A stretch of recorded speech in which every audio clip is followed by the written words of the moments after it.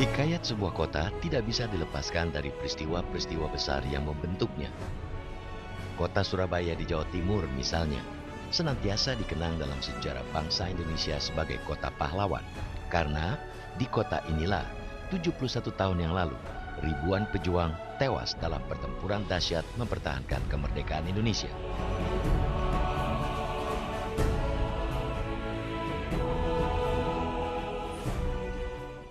Proklamasi.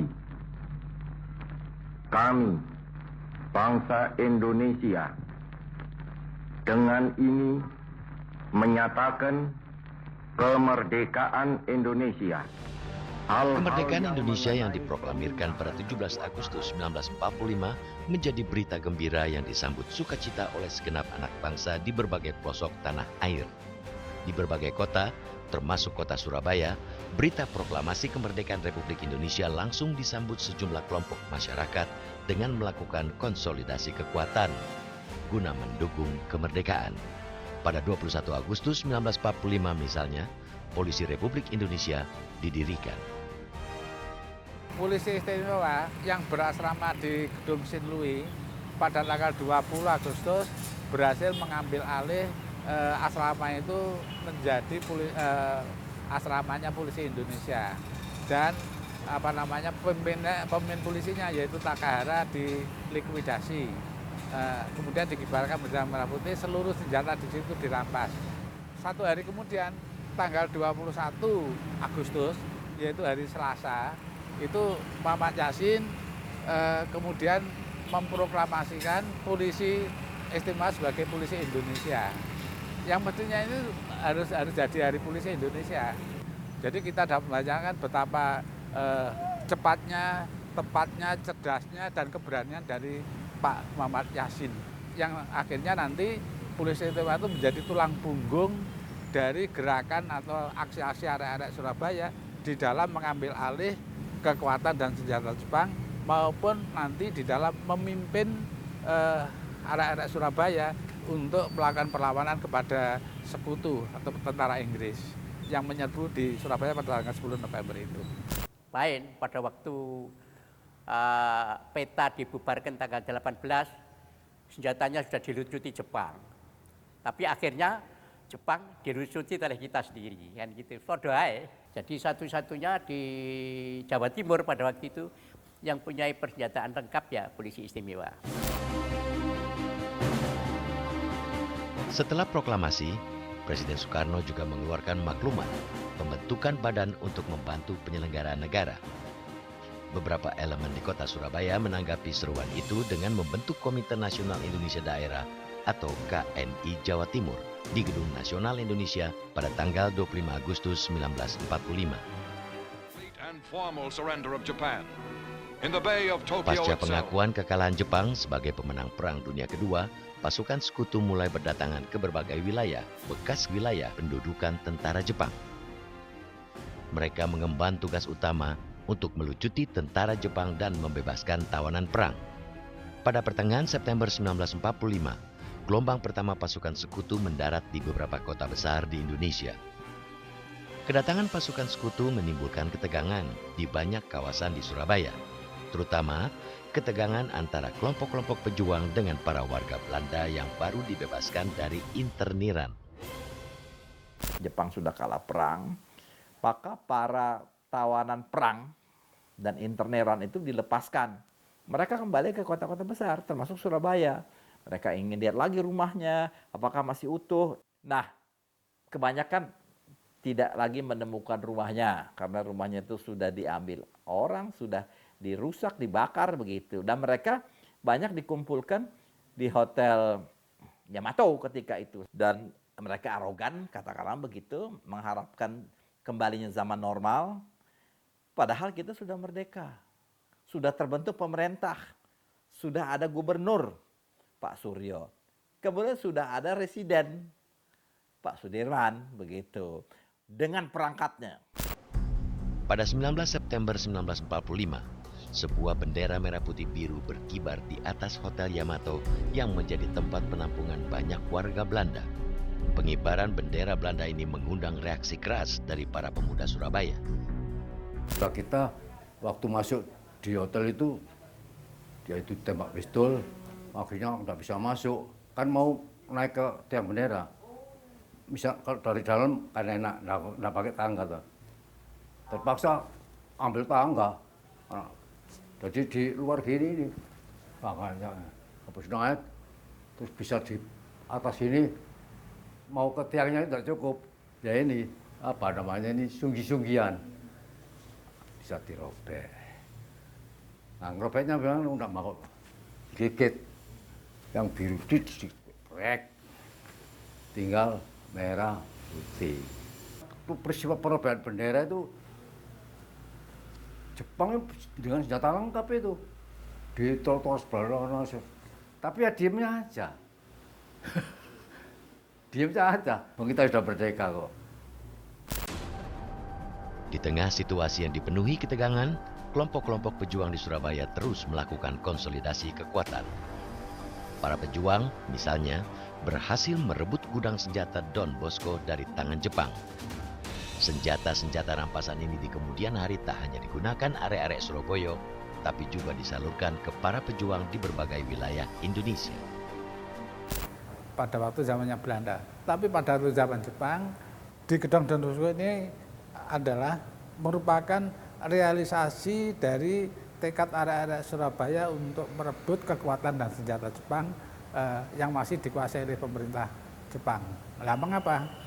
Karena tahu tanggal 19 September ada bendera Belanda, bendera kolonial dan imperialisme yang bercokol, yang berkibar di Hotel Majapahit, yang itu menandakan mau bangkitnya kembali atau datanya kembali kolonialisme Belanda. Nah, dengan adanya pengibaran bendera itu, kemudian disadari adanya ancaman, kemudian pada waktu gembelengan di Gelora 10 November itu menjadi rapat raksasa. Nah, intinya bahwa arek Surabaya harus bersatu, kemudian arek Surabaya harus mempunyai senjata. Maka salah satu realisasinya adalah yang pertama kali yang direbut adalah kekuatan senjata di Don Bosco yang ternyata merupakan gudang senjata terbesar. Ada Don Bosco, ada juga di Kempetai, ada juga di Lindo Tipes, ada juga di Gedung Cowek. Nah, kan senjatanya itu ada senjata berat, ada senjata ringan, ada beberapa peti granat-granat itu. Sampai pada waktu kita sudah menerima senjata seperti ini, pada waktu ini pakai granat, pakai peluru, ada nyanyian. Dengan senjataku di tangan kanan, ikat pinggang penuh peluru granat tangan.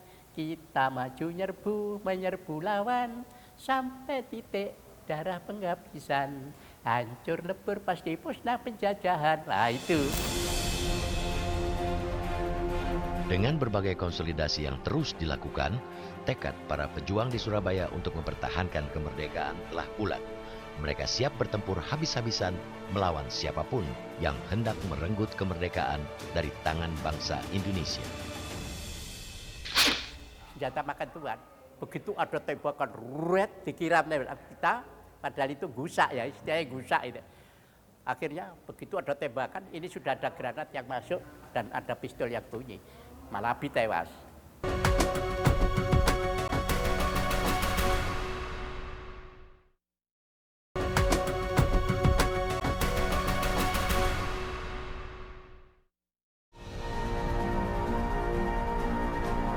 Pada tanggal 25 Oktober 1945, 3.000 tentara sekutu yang dipimpin Brigadir Malabi tiba di Surabaya. Pasukan yang diperkuat dengan kesatuan tentara Gurkha ini datang untuk melucuti senjata Jepang dan membebaskan inteniran. Namun, para pejuang di Surabaya mencurigai kedatangan pasukan sekutu diboncengi tentara Nika Belanda.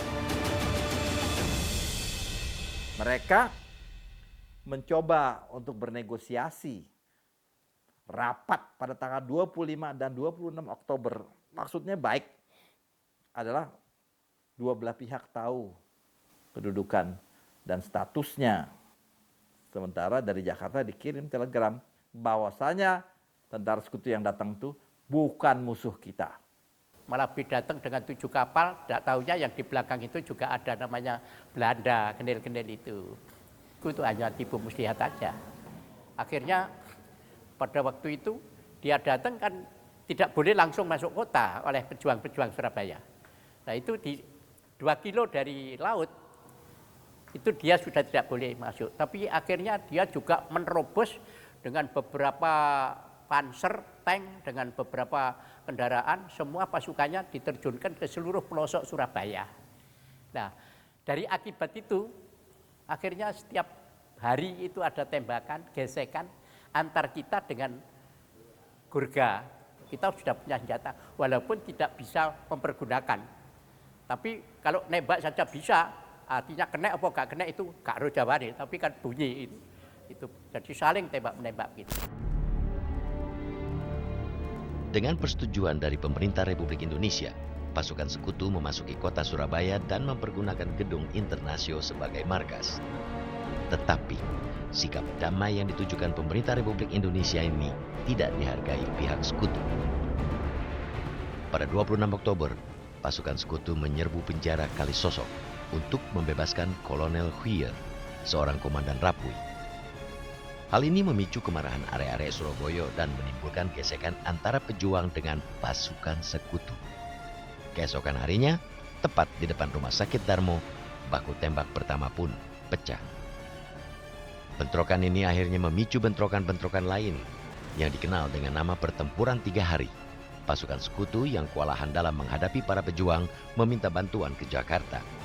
Maka pada 29 Oktober, Soekarno, Hatta, dan Amir Syarifuddin datang ke Surabaya untuk menenangkan situasi. Berangkat ke Surabaya, Bung Karno segera bertemu dengan sejumlah tokoh besar Surabaya, ya kan? Seperti Pak Sudirman sendiri, Dul Arnowo, dan tentu saja Pak Suryo. Jadi kepada pihak-pihak yang terkait berhasil dibuat suatu penyelesaian. 28-29 itu terjadi pertempuran-pertempuran yang cukup hebat di mana tentara Inggris tinggal tunggu hari saja habis. Jadi didapailah satu kesepakatan dengan batas-batas tertentu di mana pihak Inggris tetap akan melangsungkan 2 tugas utamanya itu. Pertama adalah melucuti Jepang, yang kedua adalah untuk evakuasi FW itu. Namun kondisi tenang yang sempat dicapai berkat kedatangan Soekarno-Hatta tidak berlangsung lama. Menyusul terjadinya insiden yang menewaskan Brigadir Malabi di depan Jembatan Merah keesokan harinya. Nah, tiba-tiba mobil Malabi itu meledak, dibom. Nah, siapa yang bom itu nggak jelas. Ada dugaan bahwa yang ngebom itu adalah orang Belanda sendiri. Mengapa? Yang pertama kan jenderal itu mesti diapit-apit oleh ajudannya.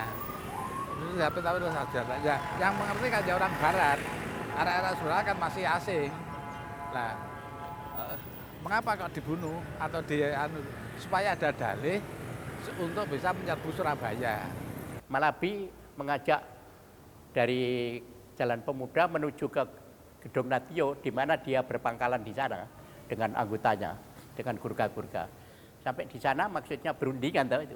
Tapi kita punya perwakilan pada waktu itu untuk berunding apa yang akan dirundingkan mengenai masalah perdamaian, tidak terjadi gencatan senjata. Akhirnya sore sudah matahari mau tidur, itu kok belum keluar-keluar.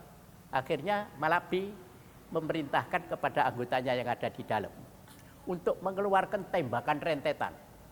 Krual, tapi maksudnya tujuannya itu supaya pejuang-pejuang yang mengepung Malabi ini bubar, Malabi bisa kesempatan lari ke Gedung Natio itu, kan gitu ya.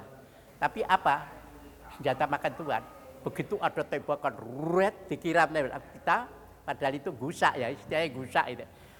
Akhirnya begitu ada tembakan, ini sudah ada granat yang masuk dan ada pistol yang bunyi. Malabi tewas. Insiden tewasnya Brigadir Malabi memicu kemarahan para pimpinan pasukan sekutu. Mereka pun mengultimatum para pejuang di Surabaya untuk menyerahkan senjata mereka. Namun, ultimatum pihak sekutu ini justru dianggap para pejuang sebagai tantangan terbuka pada mereka. Jadi sebagian di dalam Taman Pahlawan itu yang sebelah barat Taman Makam Pahlawan tidak dikenal.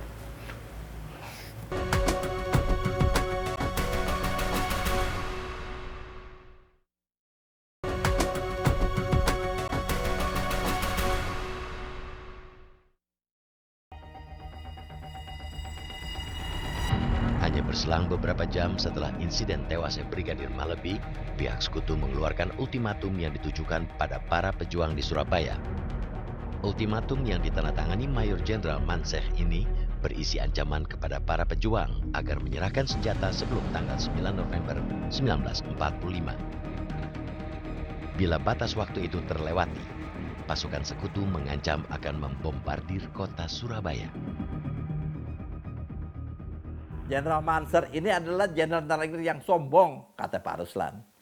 Jadi dia datang, saya Jenderal Mansur.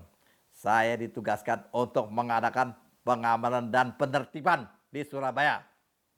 Pada tanggal 9 itu batas waktu. Kalau pasukan Indonesia tidak menyerah, maka besoknya pagi hari, maka Surabaya akan dijadikan lautan api. Ultimatum pihak sekutu yang dinilai sangat arogan ini mengundang reaksi balasan yang tak kalah keras dari area-area Surabaya.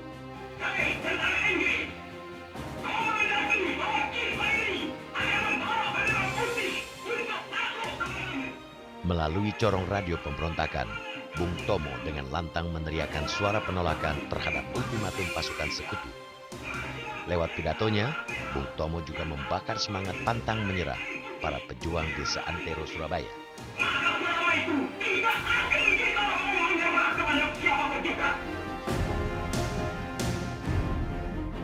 Pagi hari, tanggal 10 November 1945, suara sejumlah pesawat Thunderbolt terdengar dari atas langit kota Surabaya. Bunyi ledakan bom kemudian terdengar dan bergema dari berbagai tempat. Hujan bom dan tembakan ini dibalas para pejuang. Pertempuran besar 10 November 1945 pun pecah di berbagai sudut kota Surabaya.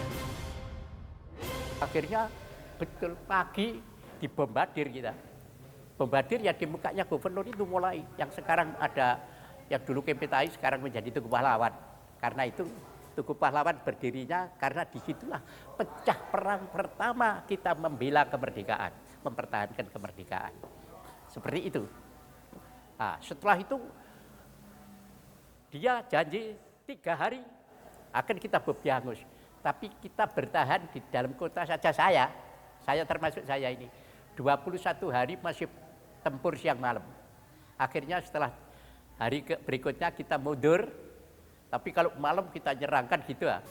Betul-betul waktu itu sampai Inggris itu mengatakan bahwa Surabaya adalah kota neraka. Jadi mengapa Surabaya dijadikan kota pahlawan? Sebab pemberontakan atau revolusi fisik di Indonesia itu diawali dari Surabaya. Pertempuran dahsyat di kota Surabaya berlangsung hingga 21 hari. Ratusan ribu orang tewas dan ratusan ribu lainnya mengungsi keluar dari kota tersebut. Waktu itu rumah sakit umum di sini ada, Jalan Pemuda ya. Dulu namanya CBZ. Bawa situ, yang buka bawa situ. Kan ratusan, jadi tidak bisa nampung, kan tunggu giliran. Akhirnya ya mati di situ. Ada yang ditanam di situ. Ada yang dibawa ke Kusuma Bangsa. Itu Taman Pahlawan pertama. Jadi sebagian di dalam Taman Pahlawan itu yang sebelah barat Taman Makam Pahlawan tidak dikenal.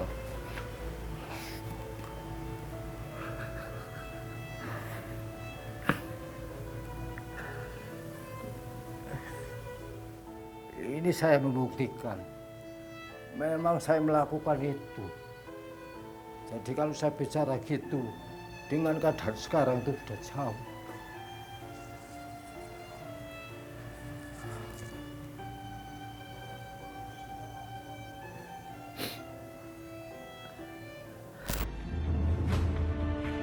Pertempuran di kota Surabaya akhirnya mereda setelah daerah Wonokromo berhasil dikuasai pasukan sekutu pada 28 November 1945.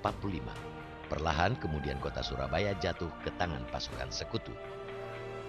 Hingga berpuluh-puluh tahun kemudian, pertempuran dahsyat di kota Surabaya pada November 1945 membekaskan kenangan yang tidak mudah dilupakan bagi kedua pihak yang pernah mengalaminya.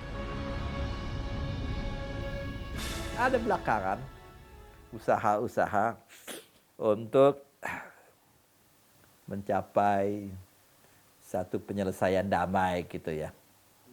Kabarnya juga Inggris pernah minta maaf atas usaha itu. Tapi saya rasa itu lebih ke arah tragedi sebetulnya. Dikala perang sudah berakhir, masih kejadian banyak tentara Inggris, termasuk etnis India itu yang mati. Apakah itu sia-sia? Wa'lam bisawab. Jadi kita perang itu terus mempertahankan kedaulatan itu cukup berat. Dan harga kemerdekaan itu memang mahal. Tidak cukup begitu diproklamirkan, begitu langsung merdeka tidak. Tapi kita tebus dengan tetesan darah dan nyawa ribuan anak bangsa yang sekarang tersebar di seluruh persada tanah air itu. Pertempuran 10 November di Surabaya menjadi salah satu tonggak sejarah paling menggetarkan dalam perjuangan mempertahankan kemerdekaan Republik Indonesia. Tak berlebihan bila Surabaya, kota tempat para pejuang pemberani itu mempersembahkan hidup dan nyawanya, kita kenang sebagai kota pahlawan.